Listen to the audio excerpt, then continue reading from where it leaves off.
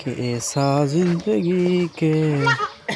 बिहार में तो কি শয়তানি লারে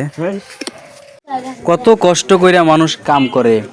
এত কষ্ট কইরা কইরা ইট বালু সিমেন্ট ডইলা ডইলা সারা দিন কাম করে পরে গৃহস্থ কয় যে কাম হয় নাই হ্যাঁ তারপর আবার কি ডলার দিচ্ছে সারাদিন এরা সারাদিন মাথার উপরে নামেও নাই হ্যাঁ একবার সকালে উঠছে আসর আজানের সময় নামছে আর এই যে বালুগুলো নষ্ট করে কিন্তু গৃহস্থ যেই যে খুঁটা খুঁটা টাকা জমায় জমায় বালু সিমেন্ট কিনা পরিশ্রম করে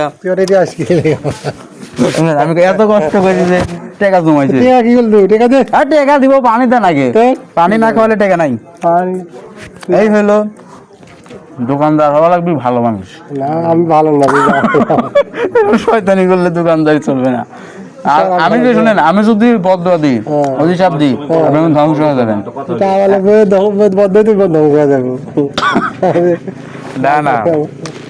আমার সাথে পারে না পরে রাইগি যায় লাল হয়ে যায় এই জন্য আমি কথা কই না তর্ক বিতর্ক করে পারবে না আমাকে এক গ্লাস পানি দেন পানি না খাওয়ার নাই আমি নিজেই খাইলাম টেকা দিচ্ছি না কাকু কেমন আছো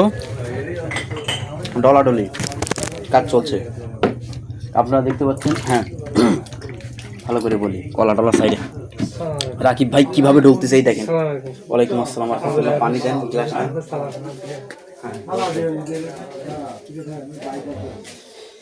এই ভিডিওটা যে সময় করছি ওই সময়কার অডিও না এটা